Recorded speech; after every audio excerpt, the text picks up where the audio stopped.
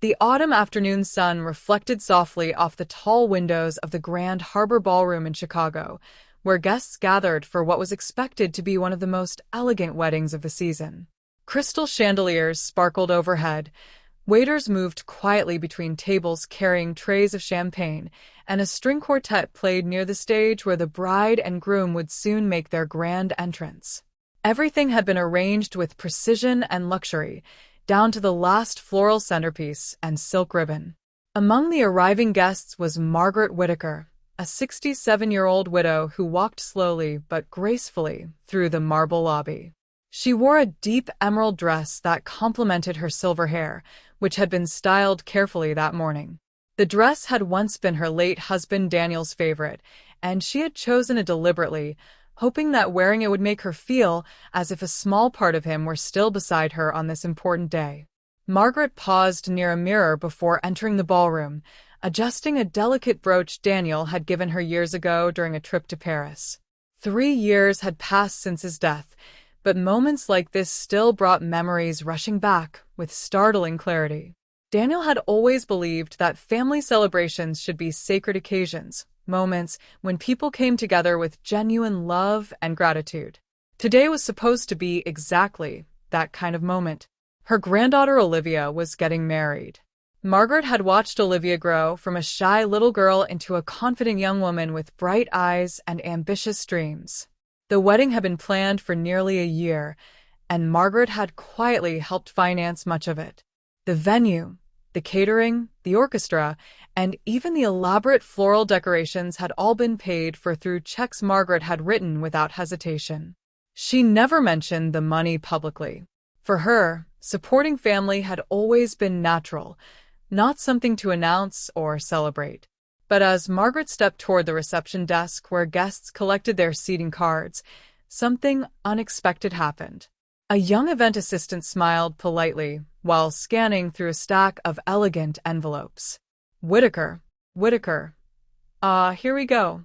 Mrs. Margaret Whittaker, she said brightly, handing over a card and a name badge printed in elegant script. Margaret thanked her and glanced down casually. Her smile faded instantly. Instead of her name alone, the badge read, "The family sponsor." Below it, in smaller decorative lettering, "Don't forget to thank her." Margaret blinked slowly, certain she must have misunderstood. She turned the badge over. There was nothing else written.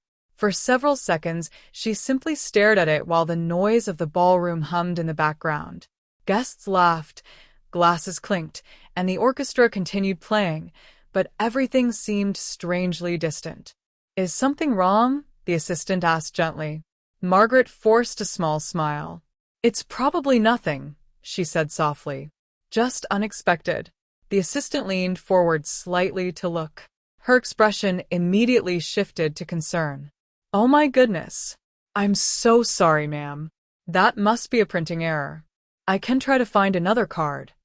Margaret shook her head. "No need," she said quietly. "I'll speak with my family." She pinned the badge to her dress, though the small metal clasp suddenly felt much heavier than it should have. Inside the ballroom, the celebration was already in full swing. Guests mingled near the bar while others admired the enormous white cake positioned beneath a cascade of flowers. Margaret moved slowly through the crowd, offering polite smiles and greetings. Many guests greeted her warmly. "Margaret, beautiful ceremony, wasn't it? Your granddaughter looks stunning. Daniel would have been so proud."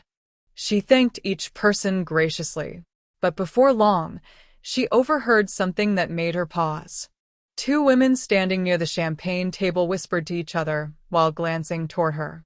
"That's her," one of them murmured. "The grandmother?" Yes.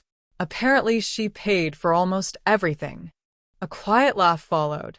"Well, at least they're honest about it," the other woman said, nodding toward Margaret's badge. Margaret felt her chest tighten. Before she could move away, her son Andrew spotted her from across the room. "Mom," he called cheerfully, waving her over.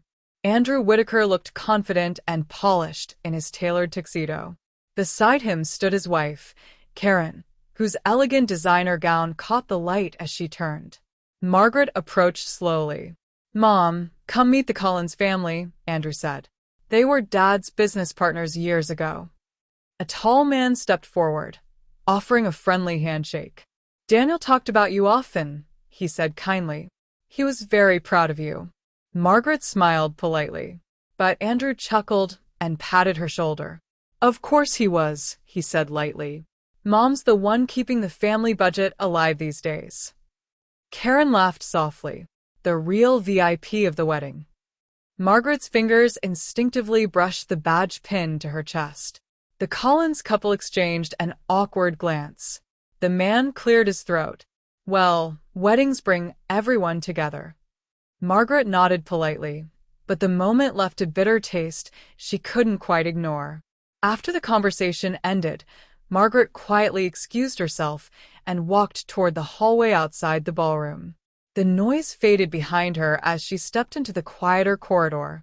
She stood near a large window overlooking the city skyline. Her reflection stared back at her in the glass.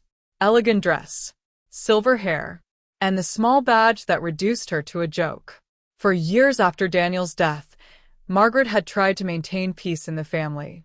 Andrew and Karen had struggled financially more than once, and Margaret had helped whenever she could. A new car for Olivia's graduation, tuition assistance for Andrew's younger son, a loan that quietly became a gift when Andrew's business venture collapsed. Each time Margaret told herself the same thing: family helps family.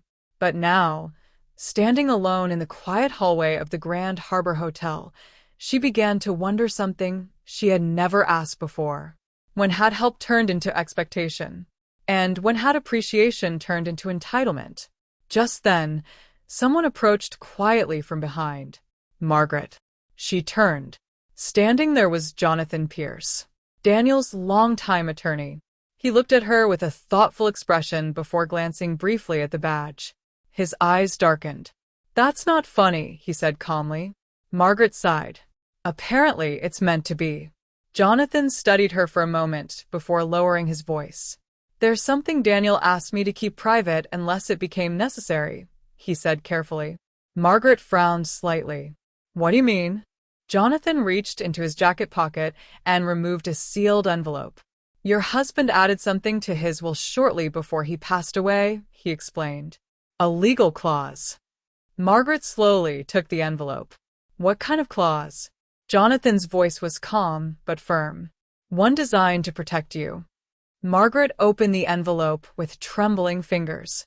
Inside was a formal legal document. She read the first lines once, then again, and as the meaning of the words settled in, the quiet hallway suddenly felt very different. Because Daniel Whitaker had anticipated something Margaret never believed possible. And if the conditions of that document were triggered, someone in that ballroom was about to lose far more than their sense of humor. The morning after the wedding was unusually quiet in Margaret Whitaker's house.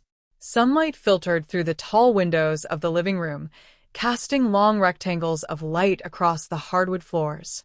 Outside, the trees along the street had already begun to turn shades of orange and gold, but Margaret barely noticed them.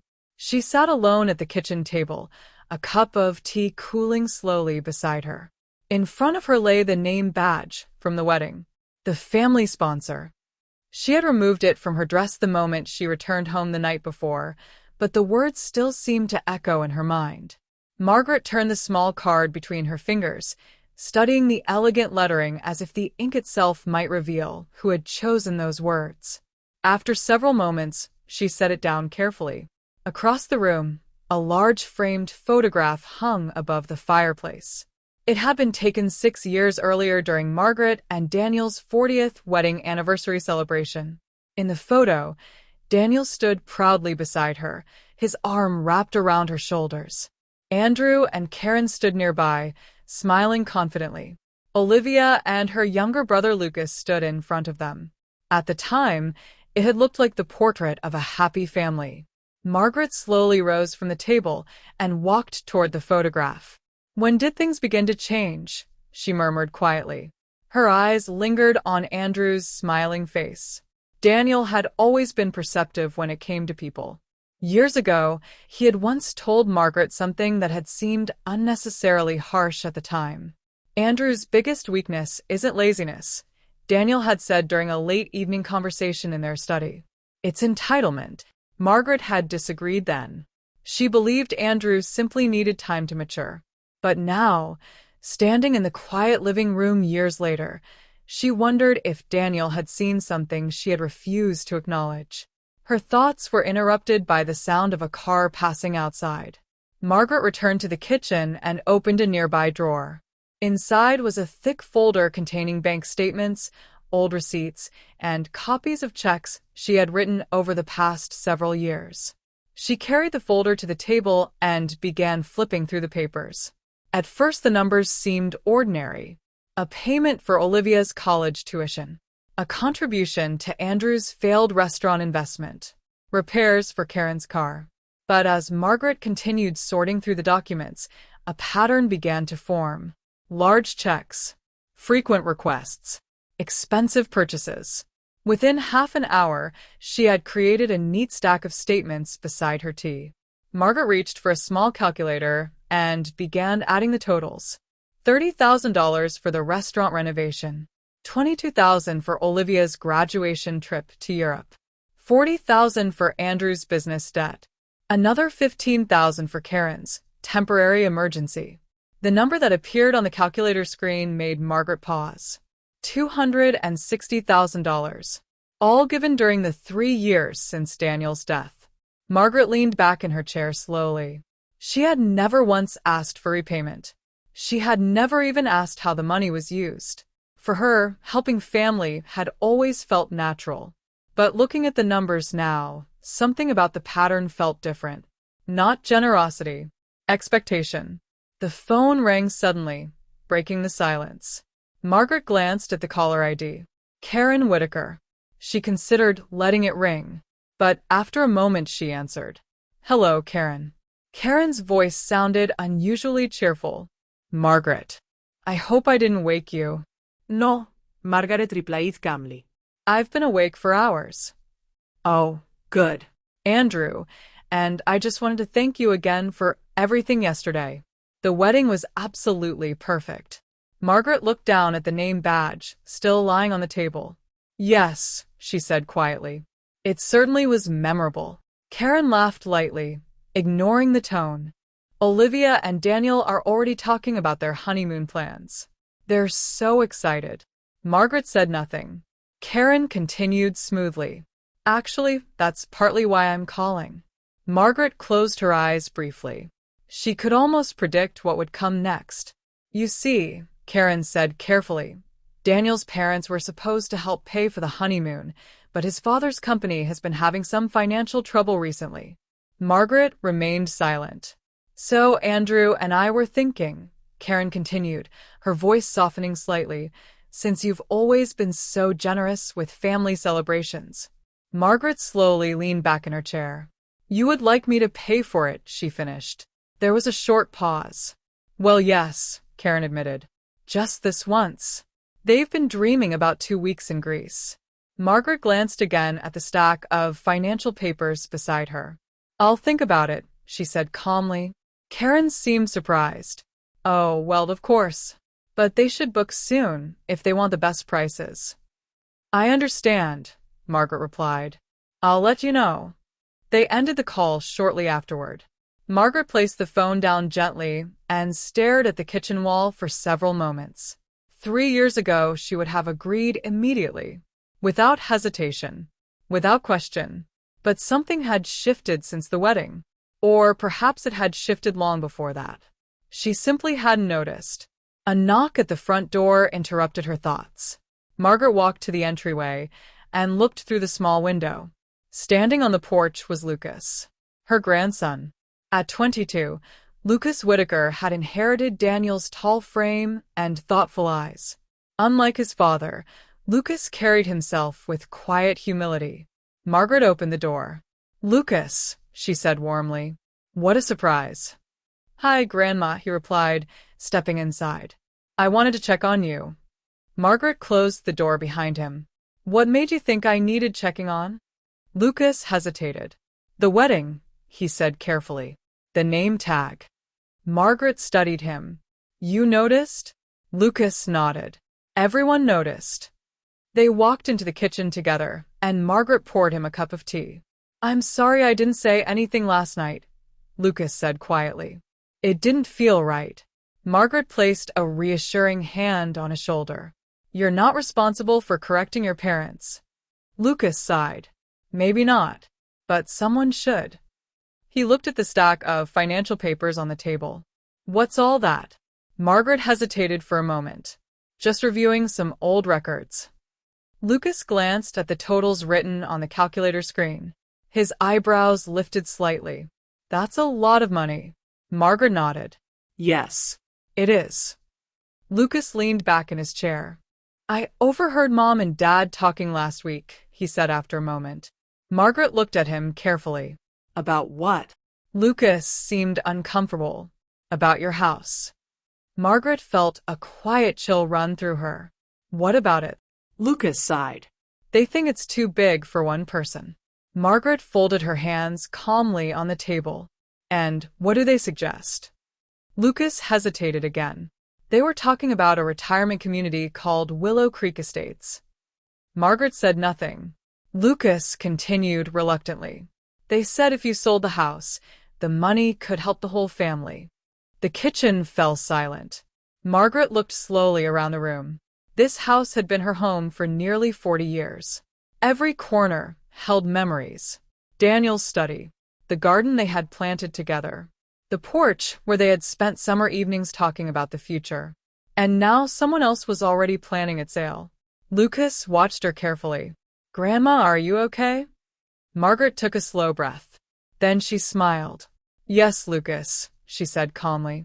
I think I finally am. Lucas looked confused. What do you mean? Margaret rose from the table and walked toward the window overlooking the backyard garden. For the first time in a long while, her thoughts felt clear.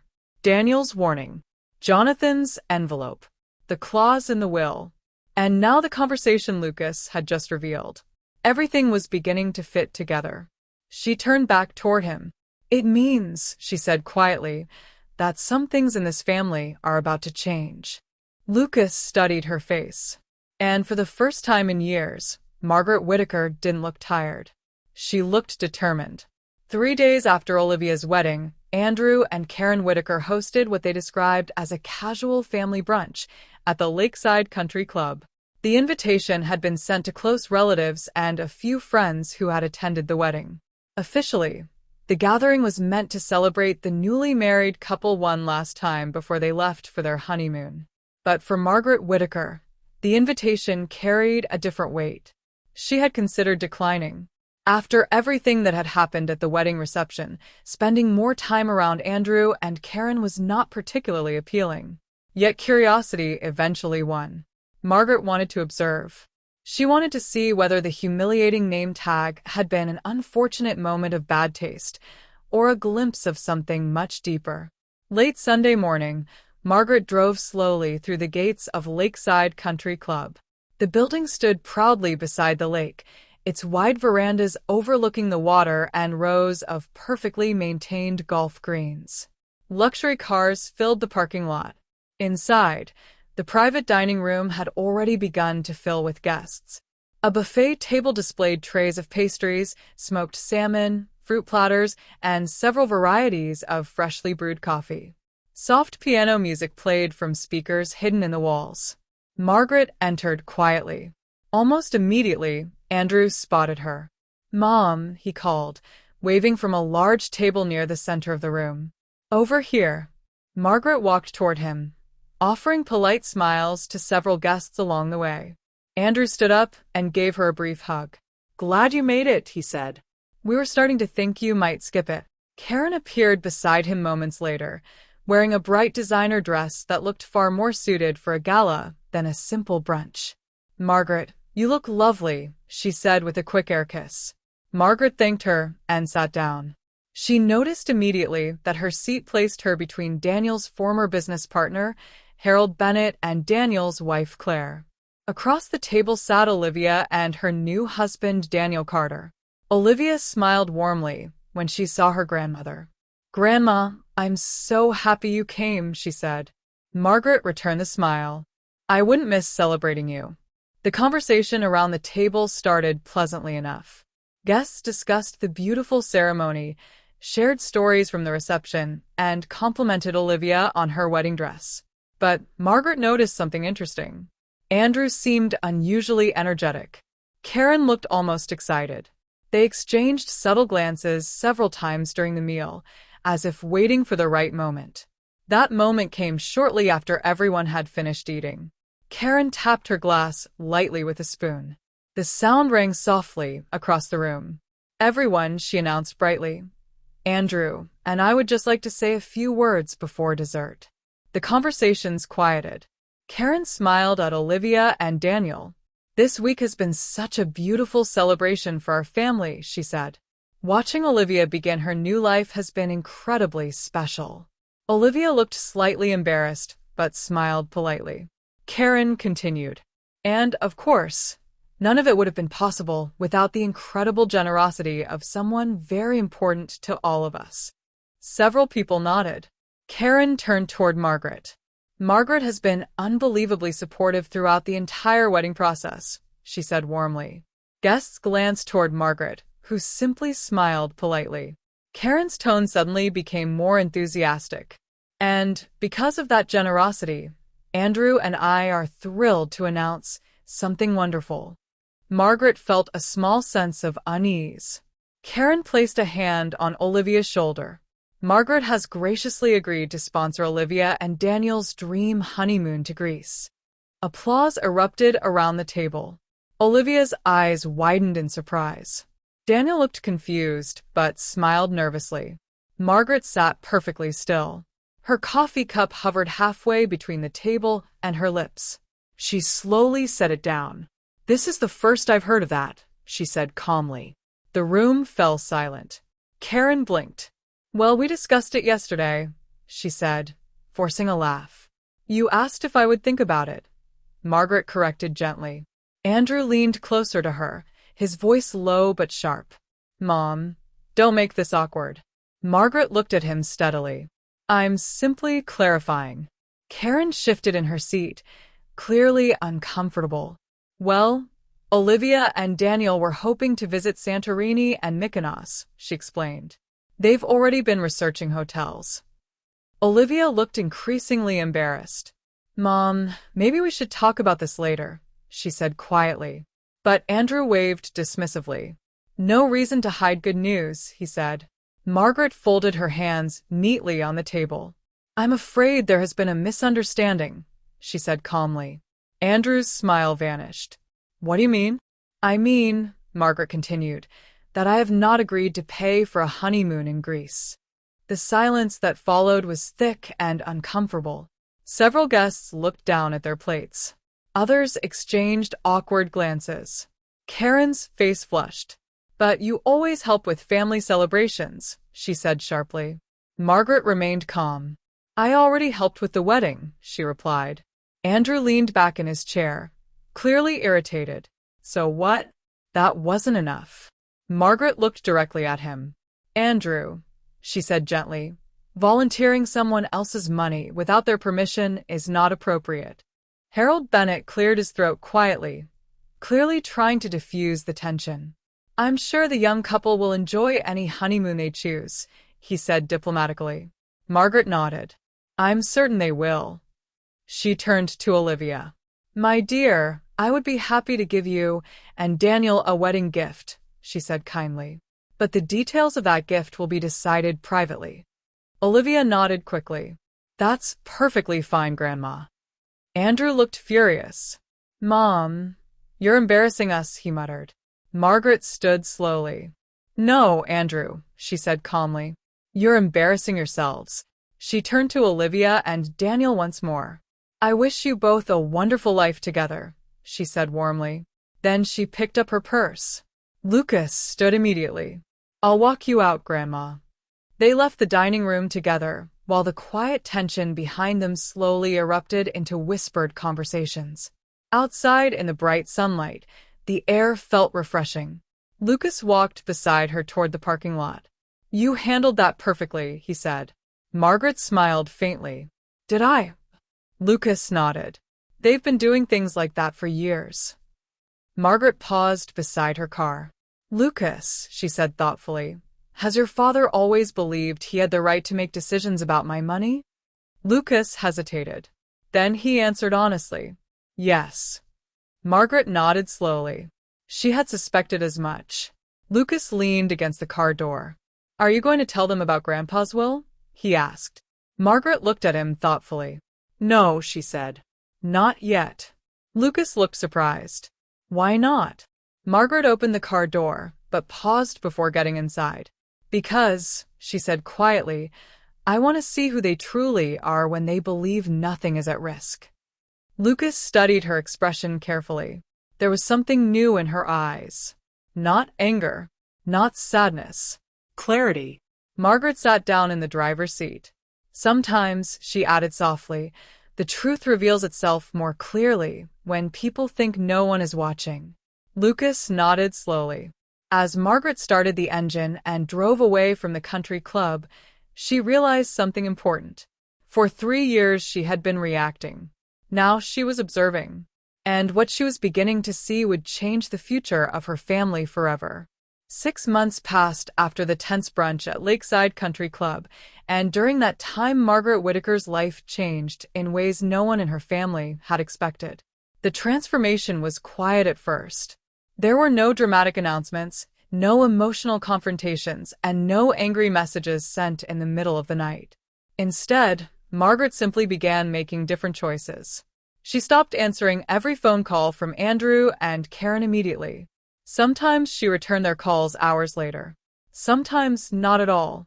When they asked questions about her finances or future plans, she responded with calm, neutral phrases. I'm managing things just fine. I'll make my own decisions. I appreciate your concern. At first Andrew and Karen assumed it was temporary. Perhaps Margaret was still upset about the wedding.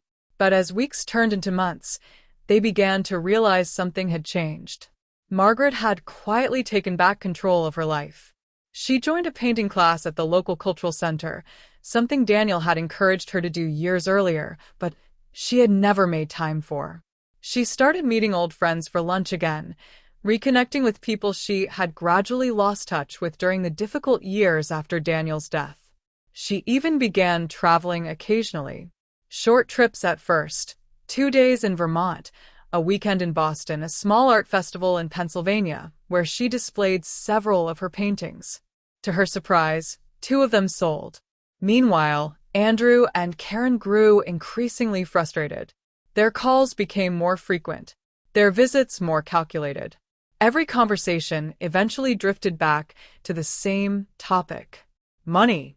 A new kitchen renovation Andrew wanted to start. Lucas's sister Olivia hoping to buy a house sooner than expected. Karen mentioning rising living costs.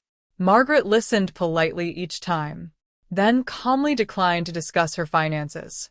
The phrase became familiar. My finances are private. Andrew hated hearing it, but Margaret repeated it calmly every single time.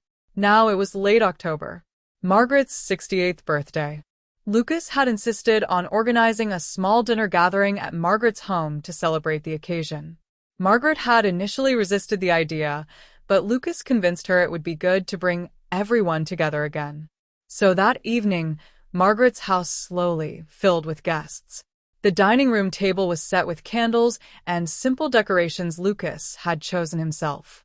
Margaret had spent the afternoon cooking several dishes she enjoyed making, including Daniel's favorite roasted chicken recipe.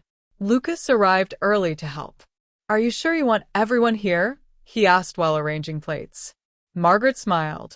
Yes, she said. Lucas studied her expression carefully. Even Dad? Margaret nodded. Especially your father. Lucas seemed slightly puzzled by the answer, but he didn't question it further. Soon the doorbell rang. Andrew and Karen arrived first. Andrew carried a bouquet of flowers that looked hastily purchased at a grocery store. Happy birthday, Mom, he said. Karen followed with a polite smile. You look different, she observed while stepping inside. Margaret was wearing a deep red dress, something far more vibrant than the soft, neutral clothing she had worn for years after Daniel's death. "Thank you," Margaret replied calmly. "I've been trying new things lately." Karen glanced around the house. Something about the atmosphere felt unfamiliar. The living room had several new paintings hanging on the walls, Margaret's own work from the art classes she had started attending. Andrew stared at one of them. "You painted this?" Margaret nodded. "Yes." Lucas smiled proudly. "Grandma's work was featured at the Autumn Arts Fair last month," he said. "2 collectors bought her paintings." Karen blinked in confusion. "But why would you sell them?" Margaret smiled gently. "Because someone wanted to buy them." Before Karen could respond, the doorbell rang again. Olivia and her husband Daniel arrived, bringing a small gift box and cheerful greetings. A few of Daniel's old friends also joined the gathering, including Jonathan Pierce, Daniel's longtime attorney. Soon the dining room filled with conversation and the pleasant sounds of a family dinner. For a while, everything felt surprisingly peaceful. They talked about Olivia's new apartment. Daniel discussed a new project at work. Lucas described the progress he was making on his bookstore business plan. That topic caught Andrew's attention immediately. "Bookstore?" he said skeptically. Lucas nodded. "I've been researching locations downtown." Andrew frowned. "Bookstores barely survive these days." Lucas remained calm. "This one will focus on community events and reading programs." Margaret watched quietly as the conversation unfolded. Lucas continued explaining the idea. "I've already started working on a business proposal." Andrew leaned back in his chair. "Well, I hope you're not expecting financial help from the family," he said bluntly. Lucas glanced at Margaret before answering. "Actually, Grandma has offered to invest." Andrew nearly dropped his fork. "She's doing what?" Margaret placed her napkin neatly on the table. "I'm supporting Lucas's business," she said calmly. Andrew stared at her. "With what money?" "My money," Margaret replied simply. Andrew opened his mouth to respond, but noticed the other guests watching. He forced a tight smile. "Maybe we should talk about that privately." Margaret shook her head. "There's nothing to discuss." Karen leaned forward, clearly irritated. "Margaret, investing in a bookstore isn't exactly wise financial planning." Margaret smiled politely. "Perhaps not in your opinion." The atmosphere around the table grew tense. Andrew cleared his throat and suddenly stood up. "Actually," he announced, "Karen and I wanted to bring up something important tonight." Lucas looked immediately concerned. Margaret remained calm. Andrew folded his arms. "We've been worried about Mom lately," he said to the room. Silence fell instantly. Andrew continued. "She's been making some very questionable financial decisions. Investing in risky businesses, refusing family advice, isolating herself from the people trying to help her." Karen nodded dramatically. "We think it may be time to discuss a power of attorney arrangement," she added. Several guests looked shocked. Jonathan Pierce slowly set down his coffee cup. "That's a serious legal step," he said calmly. Andrew nodded. Exactly. "And we believe it would protect Mom from making irresponsible decisions." Margaret remained perfectly still. Lucas looked furious. "She's not irresponsible," he said sharply. Andrew ignored him. "She's not thinking clearly," he continued. "Dad always handled the finances. Now she's acting impulsively." Margaret slowly stood from her chair. The room became completely silent. "For 3 years," she said calmly, "I helped this family whenever you asked." Andrew shifted uncomfortably. "I paid for renovations, tuition, vacations, and a wedding." Her voice remained steady. "And now you're suggesting I'm incapable of managing my own life." Andrew's patience snapped. "You're being selfish," he said loudly. The insult echoed across the room. Karen tried to calm him, but Andrew continued. "Dad would be ashamed of how you're behaving." That was the moment Jonathan Pierce cleared his throat. The sound cut through the tension like a blade. "Actually," he said quietly, "Daniel anticipated this situation." Every head turned toward him. Jonathan reached slowly into his jacket and removed a familiar envelope. The same envelope Margaret had read months earlier. Andrew frowned. What are you talking about? Jonathan unfolded the document carefully. Daniel added a clause to his will shortly before his death, he explained. Karen looked confused. What kind of clause? Jonathan looked toward Margaret. She gave a small nod. Jonathan turned back to Andrew. It states that any family member who publicly humiliates or attempts to control Margaret against her will forfeits their inheritance. The room froze. Andrew stared at him. That's ridiculous. Jonathan continued calmly. The wedding name tag, the brunch announcement, and tonight's attempt to declare Margaret incompetent all qualify. Karen's face turned pale. You're joking. Jonathan shook his head. No. Andrew looked at Margaret in disbelief. You knew about this? Margaret met his gaze calmly. Yes. Andrew's voice cracked with anger. You tricked us. Margaret shook her head slowly. No, Andrew. You revealed yourselves. The room remained silent as the full meaning of Jonathan's words settled over everyone present. Because Andrew Whitaker had just lost far more than an argument. He had lost his inheritance. The silence that followed Jonathan Pierce's announcement felt heavier than anything that had happened that evening. For several long seconds, no one spoke. Andrew Whitaker stood frozen beside the dining table, his face pale with disbelief. Karen looked as if someone had suddenly pulled the ground out from under her. Even Olivia and Daniel sat motionless, unsure how to react. The quiet ticking of the wall clock filled the room. Andrew was the first to break the silence. This is insane, he said sharply. His voice echoed through the dining room. My father would never do something like that. Jonathan remained calm. He did, he replied evenly. The clause was signed and witnessed 3 weeks before his passing. Andrew shook his head. You expect me to believe Dad wrote a rule that punishes his own family? Jonathan opened the folder in his hands and slid a document across the table. You're welcome to read it. Andrew snatched the paper and scanned it quickly. At first his expression was skeptical, then confused, then slowly, unmistakably, frightened. Karen leaned closer to read over his shoulder. Her voice trembled. This says we lose everything? Jonathan nodded. Your share of Daniel Whitaker's estate, yes. Andrew's voice rose in panic. That estate was supposed to come to me. Margaret watched him quietly from across the room. For years she had seen Andrew angry, frustrated, demanding, but she had never seen him afraid. Jonathan spoke calmly.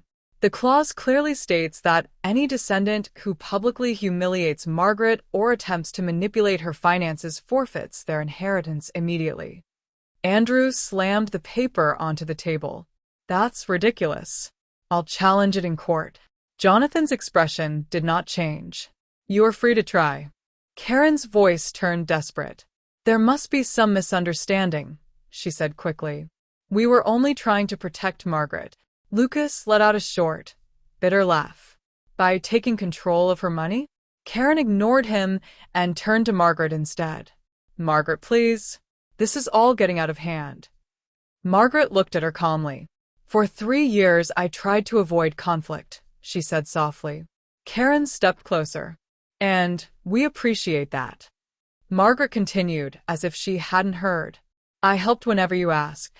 Andrew crossed his arms defensively. You're our mother. That's what families do. Margaret nodded slightly. Yes. Families support each other. She paused. But families also respect each other. Andrew scoffed. This is about a stupid name tag and a honeymoon?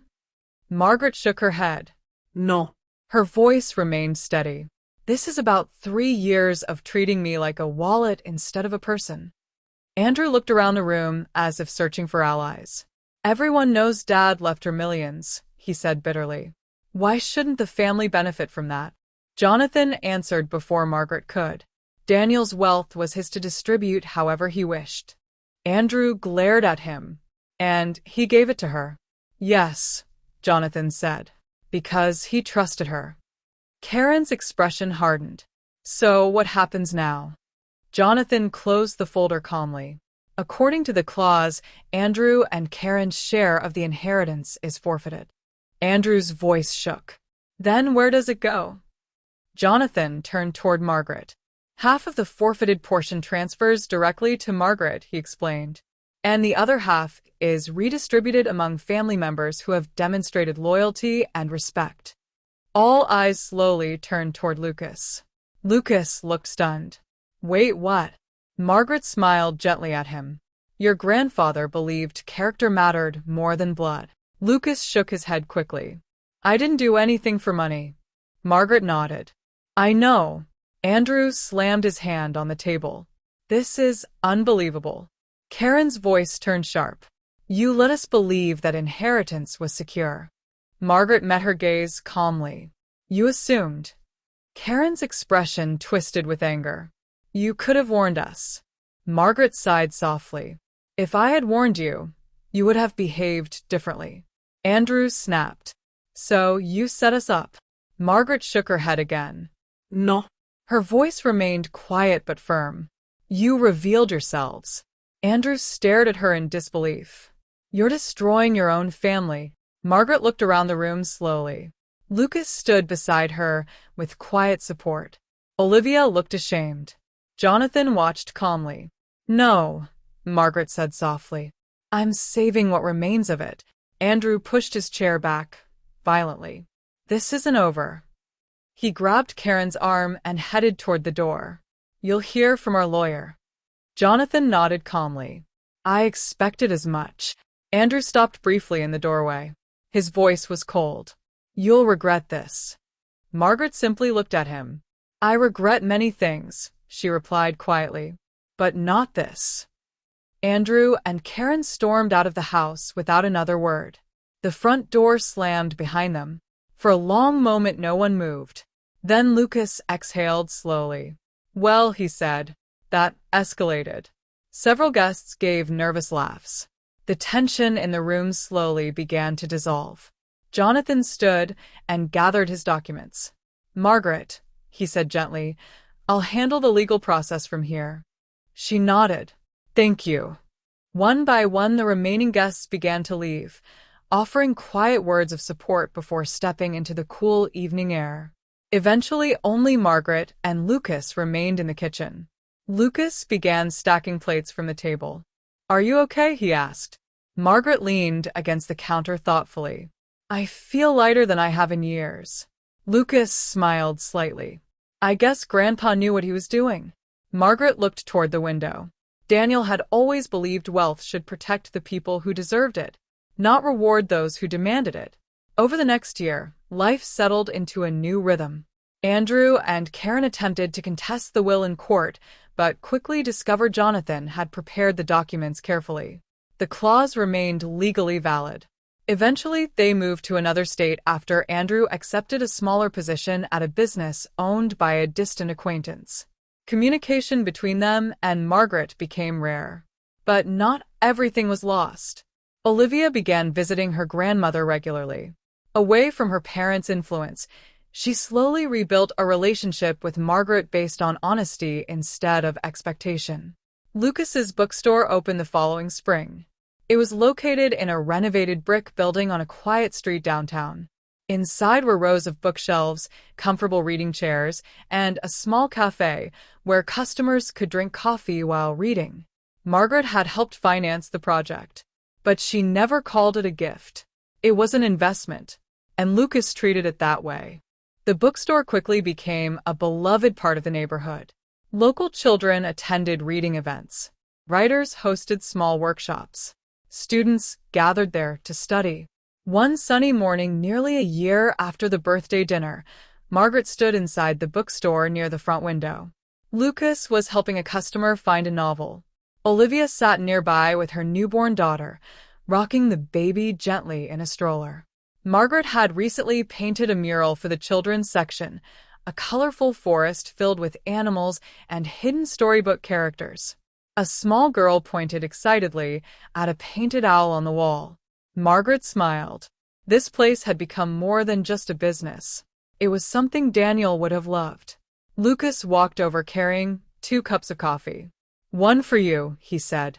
Margaret accepted the cup. Thank you. Lucas looked around the store proudly. Not bad for a risky investment. Margaret chuckled softly.